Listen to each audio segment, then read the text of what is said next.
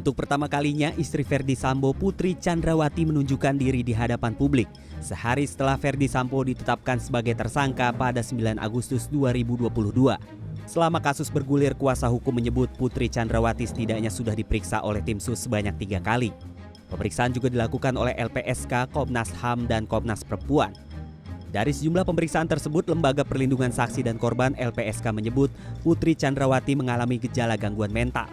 Hal ini didapat setelah tim psikolog dan psikiater LPSK melakukan observasi kondisi kejiwaan saat proses asesmen sebagai tindak lanjut permohonan perlindungan yang diajukan istri tersangka pembunuhan berencana Irjen Ferdy Sambo.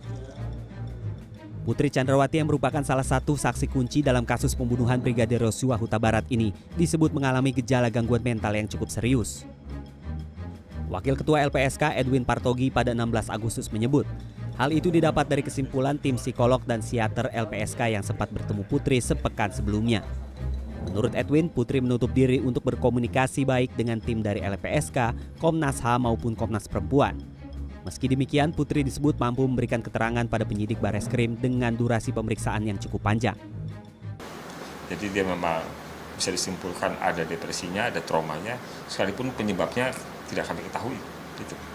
Jadi karena itu kemudian menurut psikiater kami, karena ini sudah rentangnya 1 bulan lebih dari peristiwa, ini situasinya rawan ya, kalau Ibu PC tidak mendapatkan penanganan dokter atau psikiatri.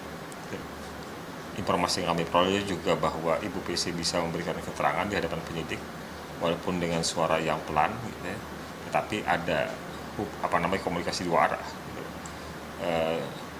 Jadi kami juga sudah diperlihatkan bagaimana proses itu, proses BAP itu. Ya.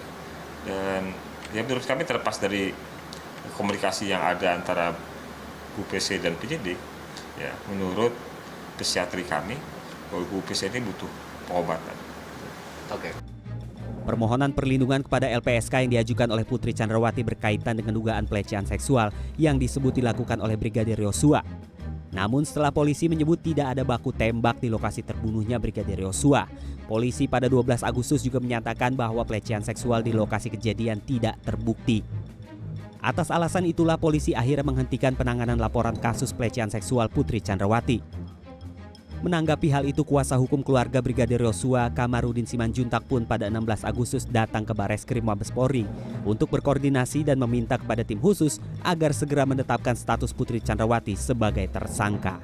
Tak hanya Putri, tim kuasa hukum Brigadir Yosua juga meminta pihak-pihak yang berupaya melakukan obstruction of justice atau penghalangan proses hukum segera ditindak pidana, bukan hanya dikenakan pelanggaran kode etik. Karena saya sudah berusaha menolong dia, bahkan saya ingin bertemu sama Ibu Putri ini, tetapi dia tidak mau, terus berpura-pura sekumpulan jahat juga atau perbuatan jahat, menyebar kebohongan atau hoax juga di tengah masyarakat. Maka demi kepastian hukum, saya minta supaya Ibu Putri segera ditetapkan tersangka. Demikian juga yang lain-lainnya itu yang menghalang-halangi penyidik yang menyembunyikan barang bukti juga harus segera dijadikan tersangka, jangan hanya dikenakan kode etik. Itu intinya. Kamarudin juga pastikan tak terjadi pelecehan apapun di Magelang, bahkan hubungan antara Putri dan Brigadir Yosua dalam keadaan baik. Sebelumnya tim khusus bentukan Kapolri melakukan penggeledahan hingga ke Magelang, Jawa Tengah pada 15 Agustus 2022. Penggeledahan di Magelang dilakukan untuk mengetahui peristiwa pasti sebelum Brigadir Yosua tewas terbunuh pada 8 Juli 2022 lalu. Dari hasil pemeriksaan pada Jumat siang, tim Sus Polri pun menetapkan Putri Chandrawati sebagai tersangka.